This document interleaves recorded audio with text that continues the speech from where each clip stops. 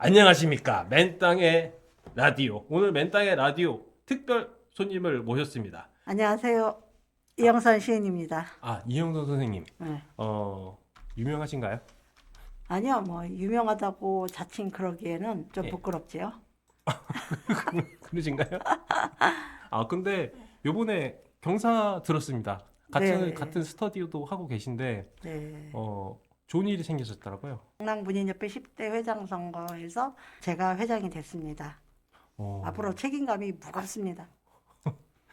그리고 중랑문인협회라고 하셨는데, 뭐, 간단하게 뭐 역사와 어, 전통 어떻게 네. 되나요? 우리나라 대한민국 한국문인협회 61년도 창설된 한국문인협회 중랑지부입니다. 중랑지부에서는 1년에 책 2권, 사화집과 중랑문인 집을 해서 2권씩 발행이 되고요. 그리고 회원들의 소통과 활발한 활동이 중랑구에서 가장 활발하게 움직이는 걸로 알고 있습니다. 음, 한국문인협회 안에 소속되어 있다. 그렇죠. 어, 우리나라 각 중랑구, 성동구 이런 식으로 구에 하나씩 단체가 다 있습니다. 그래요? 네. 그래요? 뭐 예전에는 굉장히 그 놀러 가서 청년들이 시도 읽고 뭐 네. 통기타도 치고 또 네. 그런 느낌 아니었나요? 우리가 시인이라면 한국문인협회라든가 이런 협회에 관심을 많이 갖습니다. 심지어는 책을 읽는 독자들이라면 조그만 메모라든가 간단한 서평이라든가 책에 관심을 가지면서 단체를 눈여겨볼 것입니다. 우리가 중랑문인협회는 사람들과 또 시인들을 발굴, 또 그 작가들을 발굴하는 단체라고 생각하시면 이해가 쉽게 되리라 생각합니다. 뭐 청년들에게 얘기한다면 그 당시에 유튜버 이런 느낌인가요? 유튜브하고는 다른데 유튜브는 우리가 눈으로 보고 바로 즉흥적으로 머릿속에 각인이 돼서 해석이 가능하지만 책은 자기 자신과의 싸움이어서 책에 투자를 해서 활자로 해서 읽는 그런 거다 보니까 거기에 얻는 효과가 더 크죠. 질문 하나 드리겠습니다. 그 요즘에 보면 인스타그램도 보면 책을 읽고 또 독서 모임도 많거든요. 네, 그런 네, 거에서 또 자랑도 하고 네, 또 이쁜 뭐 커피도 네, 먹고 빵도 먹고 뭐 하는데 네, 지금 유튜브도 지금 배우고 계시죠? 그렇습니다. 왜 배우고 계십니까, 지금? 제가 2015년도 8월에 네이버 블로그 반질반질 작은 도서관을 개설해서 지금까지 하고 있는데 구독자가 21만 천 정도 됩니다.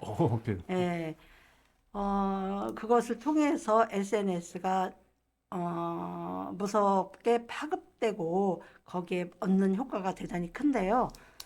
우리 일반인들은 무심코 지나가는 거지만 그 도서관을 운영한다거나 책을 읽는다는 그 자체는 자기 자신과의 사투고 또 많은 시간을 할애하면서 또 얻어지는 효과가 굉장히 큽니다.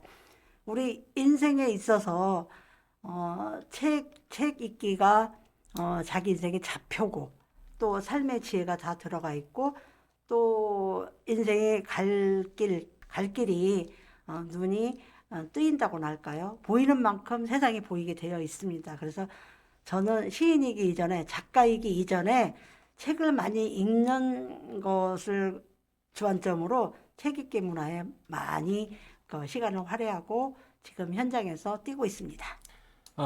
요즘 청년들이 굉장히 어렵습니다. 취업률도 굉장히 낮고 회사에서도 뽑지도 않고 그렇죠. 뽑았다고 하더라도 가장 먼저 살아남기가 힘들죠. 가장 먼저 해고 대상 1순위고 네, 집값도 높고 네.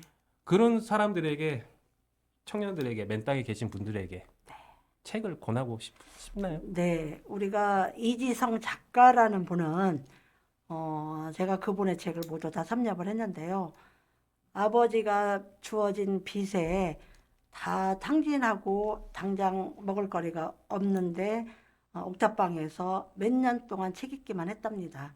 지금은 우리나라 베스트셀러 작가의 대열에 올라 있고 지금은 뭐 세계적으로 그 책 읽기 문화를 활성화하는데 많이 일조하고 있고 또 그만큼 보이는 만큼 실행을 하게 되고 또 사회를 윤택하게 만들고 삶의 질을 높이는 것이 책이지 않나 싶습니다.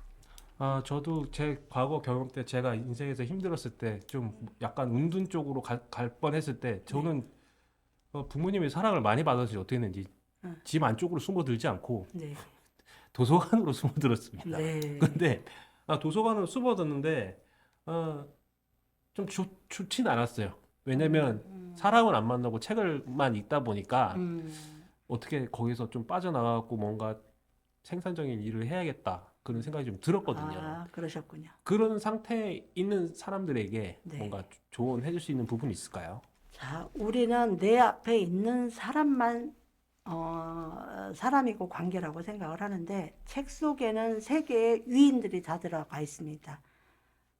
우리가 뭐 링컨 대통령도 만날 수 있고 또 버락 오바마 대통령도 만날 수도 있고 세계 유명한 모든 저보다 나은 사람들이 세계에 다 있기 때문에 우리는 책을 통해서 다 만나볼 수 있습니다.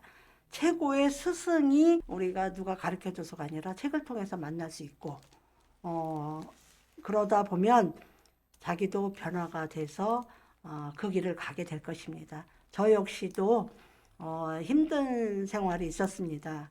책을 통해서 극복을 했고요. 우리가 책을 만나지 제가 책 읽기를 하지 않았더라면 오늘 이 자리도 있지도 않았다라는 그런 생각을 해봅니다. 네. 왠지 모르겠지만 왜 정확히 제 인생에서 도움이 됐는지 모르겠지만 아무튼 간에 책은 도움이 됐습니다. 되긴 되는데 참 설명하기 좀 힘든 것 같아요. 책을 많이 읽고 싶고 또 책을 좀 읽진 않아도 저는 도서관에서 엄청 빌려옵니다. 엄청 빌려오고 그러신 분들 있을 거예요. 읽진 않는데 책만 빌려오는 사람들도 있습니다. 주변에는 저처럼. 그리고 중랑문인협회 장이 되셨는데 중랑문인협회 장으로서 회원들에게 올해 뭐 어떻게 한번 해보겠다 이런 포부 같은 거 한번 말씀해 주시지요. 어떤 단체든지 한 사람 한 사람이 참 소중한 인재고요. 그 인재 속에서 더 나은, 더 한 걸음 더 발전되는 모습들을 저는 추구하고자 합니다.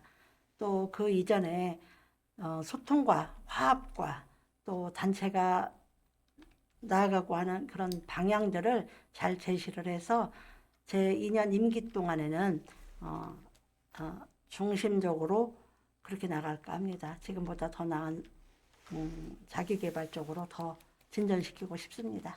그리고 핵심적인 질문입니다. 중랑문인협회라고 하셔가지고 또 역사와 전통이 오래되고 그 전국으로 뻗어 있는 협회인데 가입하는데 어떤 조건이 있나요? 네. 일단 중랑문인협회 가입이 대상은 우리가 1년에 2번씩 중랑문인 문협 신춘문회라는 게 있습니다. 1년에 2번이요? 네, 거기서 이제 신춘문회에 당선이 돼야 되면은 입회 자격을 줍니다. 오. 준자격입니다. 그것도 완전 자격이 아니라 준자격에 해당이 되고 그다음에 등단되었을 때는 입회가 가능합니다. 등단 뭐 시인이라든가 시조 시인이라든가 또 수필가라든가 소설이라든가 동요, 동화 이런 전반적인 분야에 등단되어 있으면 가입이 가능합니다.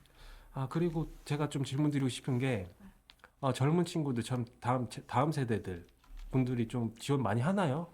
네, 그렇습니다. 요즘에는 그 SNS에서 많이 활용도를 하다 보니까 누구나 누구나 글을 쓰는 경우가 많습니다. 그러다 보니까 필력도 좋고 자기 감정을 잘 드러내는 부분에 있어서 월등해서 조금만 뭐 다듬고 노력한다면 얼마든지 좋은 글을 쓸 수가 있고 시인은 누구나 될 수 있습니다. 뭐 현재 영상 시대고 뭐 사진 시대고 한데 그 책이라는 건 인류 역사상 없어질 것 같지도 않고 또 전 세대가 같이 있을 수 있는 공간이라고 생각합니다. 그런 부분에 있어서 청년들이 많이 들어가 가지고 소통을 많이 한다면 소통 많이 하나요? 그 중랑문의 그럼요. 협회에서? 이제 저 역시도 독서 토론 모임이 진행되고 있고요. 예. 지금 류경기 구청장님 그 인사 말씀이 청건 책읽기 운동에 많이 활성화하는 쪽으로 부장님이 적극적으로 추진하고 있습니다. 저는 이제 영유아 청건 읽기를 더불어 특히 책은 청년들이 많이 읽어야 된다고 봅니다. 거의 뭐 1년에 뭐 한 권도 안 읽는 청년들이 좀 있지 않나 그런 마음도 가져보고요. 나라의 미래가 발전적으로 진행이 되려면 또 부강한 나라가 되려면 책 읽기에 전적으로 우리 젊은 청년들이 뛰어들어야 되지 않겠나 싶습니다. 제가 앞서 말씀드린 것처럼 도서관으로 제가 도피했다고 하지 않았습니까? 네네. 운동 생활을. 네. 그런데 이야기 들어보니까 왜 그런 줄 알겠습니다. 제 책 속에 보면 책 속에는 다 할 수 있다는 얘기밖에 하시는 분들이 없더라고요. 넌 할 수 있어. 난 이렇게 극복했어. 했는데 그쪽에서 책에서 그 사람들을 만난 거죠. 근데 그 책을 많이 읽다 보면은 이건 좀 잘못됐다. 실제 사람을 만나봐야겠다. 그래서 열린 마음으로 사람과의 소통을 기대할 수도 있겠네요. 네. 맞습니까? 네, 맞습니다. 우리가 이제 소통이라고 하는 것은 관계 형성에서뿐만이 아니라 자기 자신 내면과 자기 자아와 만나는 것도 더 중요합니다. 책이라는 것은 그 매체를 이어주는 자기 자신을 깨닫고 실천에 옮겨주는 것에 더할 나위 없는 큰 그 친구이자 또 스승이자 또 동반자고 친구이자 그렇습니다. 아무튼 이 책이라는 것은 우리가 마라톤 경기에서 42.19의 극한 상황까지 갈 때 우리가 임계점이라고 하는데 그때 러너스 하이라고 한계점에 도달하면 죽을 것 같은 그런 고통에 맞닥뜨리는데 그 고통을 지나고 나면은 천국 같은 그런 맛을 느낀다고 합니다. 이 책 또한 그러한 임계점이 있습니다. 어느 경지에 오르면 우리가 종교와 좀 무례하지만 종교와도 같은 그런 믿음과 신앙처럼 자기 내면에 그렇게 쌓여 있어서 좀 더 어려움을 쉽게 극복할 수 있고 또 나름 자기 개발하는 데 있어서 또 삶의 힘든 고비를 쉽게 넘길 수 있는 자기 개발서를 통해서도 우리가 빠져나올 수 있고요. 이 책은 지식을 불어넣는 경우가 허다하지만 그래도 그 위를 뛰어넘으면 지혜를 얻는 큰 효과입니다. 이 세상 삶을 살아가는 데 있어서는 지식으로 살아가는 게 아니라 지혜로 살아갑니다. 그 지혜의 삶 속에서 더 현명한 판단을 하시리라고 믿습니다. 책 읽는 사람들은. 제가 제 지인이라서 말씀드린 게 아니라 이영선 회장님은 변화를 추구하시는 분이라고 저는 생각하고 열정도 있으시라고 생각합니다. 그리고 좋은 그리고 지금 변화가 필요한 시대라고 생각하고 또 말씀드려보니까 오늘 말씀드리니까 제가 청년들을 위한 라디오를 하고 있는데 책에 관련된 컨텐츠가 굉장히 도움이 될 것 같습니다. 그렇습니다. 예, 이영선 회장님 네. 마지막으로 네. 짧게 이야기 한번 해주시죠. 나라의 미래는 젊은 청년들입니다. 청년들이 바로 서고 또 청년들이 무언가를 갈구하고 추구를 할 때 이 나라는 더 밝은 세상이지 않나 싶습니다. 청년들이여 힘내시기 바랍니다. 책을 읽으신 분이라 역시 에너지가 밝네요. 그렇습니까? 감사합니다. 또 오늘 라디오 여기까지 하도록 하겠습니다. 시청해 주셔서 감사합니다. 감사합니다.